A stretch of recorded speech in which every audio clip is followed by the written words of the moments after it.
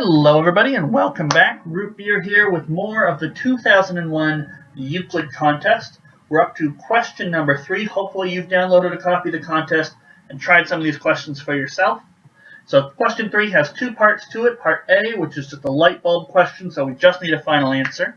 Although we will explain our work because this is a video, not a real we're not actually going through the copy of the contest for real. And then part B, which requires a written explanation. Okay, and both questions involve sequences of numbers. So let's take a look if you haven't already. Okay. So, 3A. In an increasing sequence of numbers with an odd number of terms, the difference between any two consecutive terms is a constant d. So this is what's known as an arithmetic sequence. Okay. The middle term is 302. When the last 4 terms, so since we have an odd number, we have to have at least 5 terms, maybe 7, 9, who knows, but got at least 5 terms here. So when the last 4 terms are removed from the sequence, the middle term of the resulting sequence is 296. So 4 are removed, and our middle term, it'll shift down a little bit, and the middle term becomes 296. What is the value of d? Okay.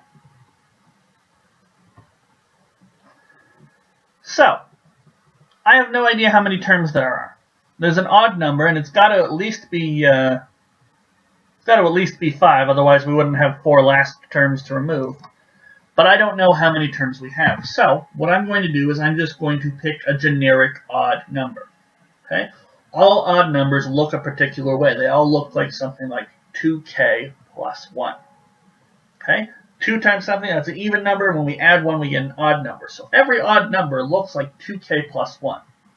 I don't know what k is. It's just a stand-in. Whenever I see odd number and I don't know what it is, I start to think of things like 2k plus 1 or 2n plus 1 or 2m plus 1, that sort of stuff. Just a generic odd number that ensures that I am talking about an odd number. So that's what I'm going to do. I'm going to say I have 2k plus 1 terms.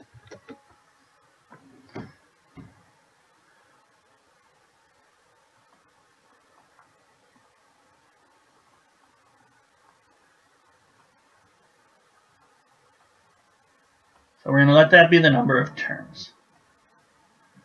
Okay? So I have a sequence here. We've got sort of term 1 and then term 2. And all the way at the end we have term 2k and then term 2k plus 1.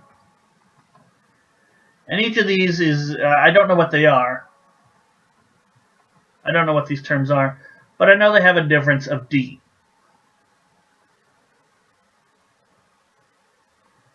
One thing I do know is what index the middle term is going to have.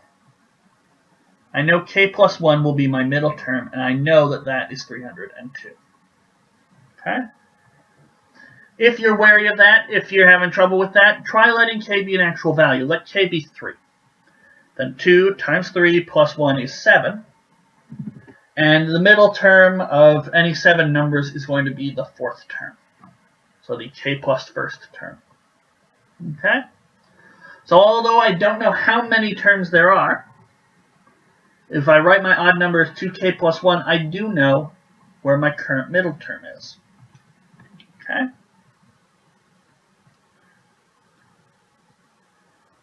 So the middle term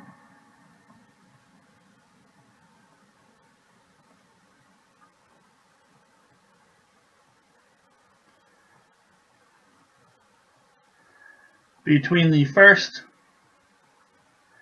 and, in this case, really the mth term is the 1 plus m over 2th term. So that's a general way to think about it. So I have the first term. My last term is 2k plus 1. So 1 plus 2k plus 1 is 2k plus 2. Divide that by 2, we get k plus 1. So we get the k plus 1th term. Okay? But now I've removed 4 terms. So when we remove the last 4 terms,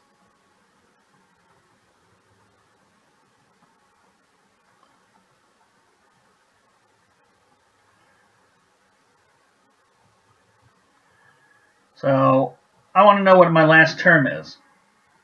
So I had 2k plus 1, I had 2k, I have 2k minus 1. 2k minus 2, I'm going to give myself a little more space here.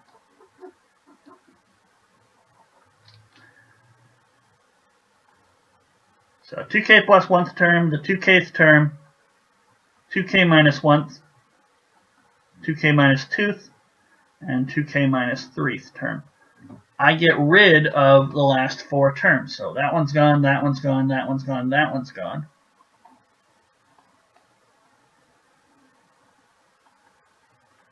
So 2k minus 3 is the index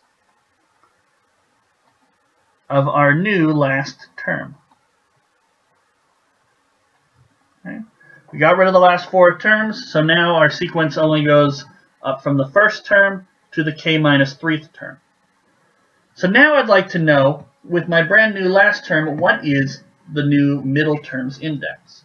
It must have still been part of my original sequence, but it's obviously not going to be the k plus 1st term anymore. So our new middle, we're told, is 296.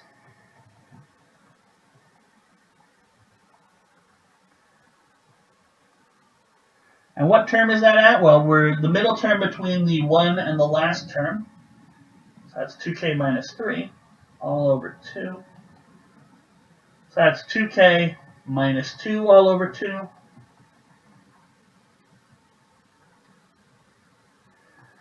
So we're at the k minus 1th term. So we have, if we zoom in on the middle of our sequence, we have the k minus 1th, we have k, and we have k plus 1. We know 302 is at k plus 1, and we know 296 is at k minus 1, and we don't know what the kth term is, but we know between them we have a common difference of d in both places. So I don't know what this term here is. I don't know what the kth term is. But I do know, because each consecutive term differs exactly by d, I know that if I add d, I get to the kth term, and if I add d again, I get to the k plus 1st term. So I know that 296 plus 2 copies of d must get me to my k plus 1st term, which is 302. And if I rearrange here, 302 minus 296, that's a difference of 6. So d is equal to 3, and we would put that in the box. Okay? And notice we still don't know how many terms we actually had in our sequence. And we didn't need to, but we picked a generic odd number, 2k plus 1, and we were able to work things out from there.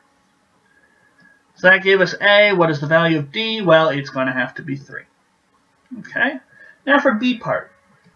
There are 2 increasing sequences of 5 consecutive integers, each of which have the property that the sum of the squares of the first 3 integers in the sequence equals the sum of the squares of the last 2. Determine these 2 sequences. Okay. So we need a way to, we've got increasing sequence of 5 consecutive integers, so we need a way to label these 5 consecutive integers. So what I'm going to do is I'm going to pick a number, k, and I'm going to let k be the starting term of my sequence. So the next one is going to be k plus 1, and then k plus 2, then k plus 3, k plus 4. Those will be the 5 consecutive integers in my sequence. And I can change my sequence however I want by just changing what that first value of k is. So we're likely going to, based on the property that the sum of the first 3 squares have to equal the sum of the last 2 squared, then we're going to be able to probably use that property and figure out which values of k create a sequence that satisfies this condition. So that's the idea. That's our setup here. So let's see how it actually works out.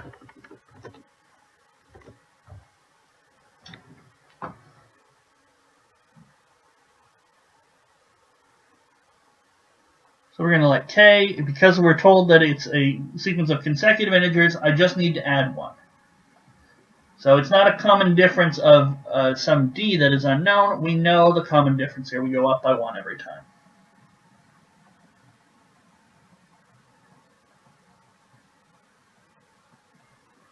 So we're going to let this be our sequence.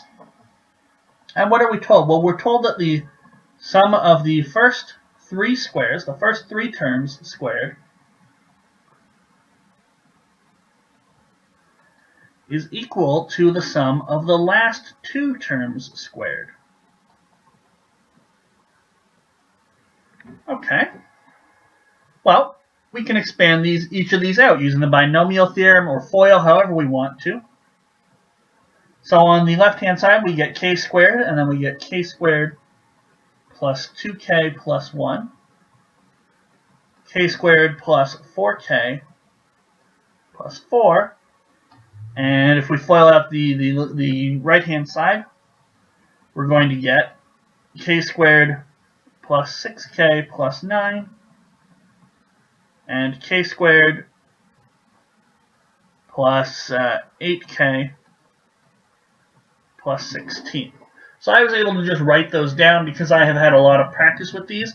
If you need to actually FOIL them out or do any other expansion or use the binomial theorem on a separate piece of paper, by all means go ahead and do that. Some of these steps are going to be faster for me than they are for you guys. So let's collect like terms. I see I've got 3k squareds on the left-hand side. And I have 6k's and 5 in terms of my constant. And on the right-hand side, I've got 2k squareds and a total of 14k and 25. Okay. So not exactly the most helpful, but what we can do is we can further collect like terms and bring everything over to the left-hand side. And you'll see we're going to get a quadratic. So 3k squared, and we need to bring the 2k squared over to the other side. So we're going to have just a k squared. And we'll get a minus 8k here. And then 5, and we have to subtract 25 to bring it over to the left-hand side. So we're going to have a minus 20 equals 0. Okay? So now we've got ourselves a quadratic. Okay? And when we think about quadratics, usually, not always, but almost always, we get 2 solutions to a quadratic. And we can find them either by factoring it in our heads, or we can use the quadratic formula, which is always reliable if slightly longer. But if we just think about it, we're probably going to get 2 values of k, so that would mean 2 sequences of integers that work. And we're told in the question that there are 2 sequences of integers that work. So this is just a nice little mental check that we're likely on the right track. So 2 increasing sequences. Well, with 2 values of k solving our quadratic, we would get 2 increasing sequences. So now it remains to solve this quadratic here. Okay? So you can do it however you want. Quadratic formula is excellent. Or you can ask yourselves, well, are there 2 numbers that multiply to negative 20 and add to negative 8? And I think negative 10 and 2 will work just fine.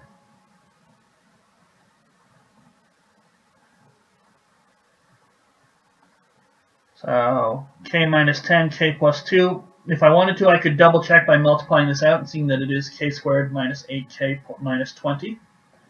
So that's how we would factor it out. If you want to, of course, you can use the quadratic formula. It's something that you should be comfortable with. It's something you should definitely know, especially for a Euclid contest.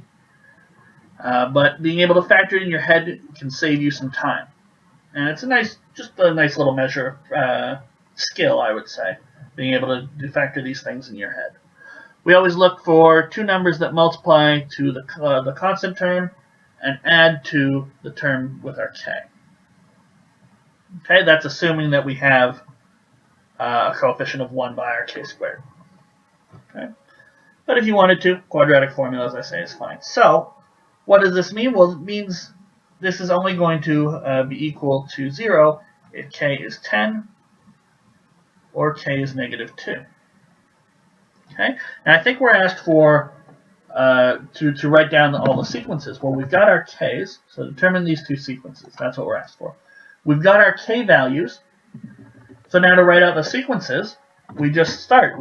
Our first sequence will start with k is 10, and then in the next term was k plus 1, which is 11, and then 12, and then 13, and then finally 14. And our other sequence is -2. We add 1 to -1. Then we add 1 and get 0. Then we add 1 and get 1. And we add 1 and get 2. So these should be our two sequences. Now if we have time, we can grab our calculator and double check. So I'm just going to pick one of them and double check. So 10 squared is 100, plus 121, that's 11 squared, plus 12 squared, that's 144, equals 365. Now that should be equal to 13 squared, which is 196, plus 14 squared, which is 100. 13 squared is 169, plus 14 squared, which is 196. And that is also 365. Okay? So we were able to check our first sequence. We could check the second one if we wanted to, but we just do little checks if we have the time to make sure that we haven't made an arithmetic mistake. You know, maybe we were too eager when we tried to factor it in our head and we made a mistake. Or maybe we tried the quadratic formula, but we, misremembered it, or we forgot to properly divide by something. Little checks like this when we have our answer, that they satisfy the given property, mean that we can be a little more confident as we move forward. And move forward we shall. So we have our two sequences here, and we've explained how we got them. So, that satisfies the written the written requirement for B part. And that's it. We're done question number 3. So I'm just going to write that and that are our two sequences. Okay, just a little final statement. If I wanted to, I could put a box around them. But that does it for B part, and there's no more question number 3. So in the next video, we're going to go through question number 4 on the 2001 Euclid paper. And I'll see you guys for that question then. Thanks for watching.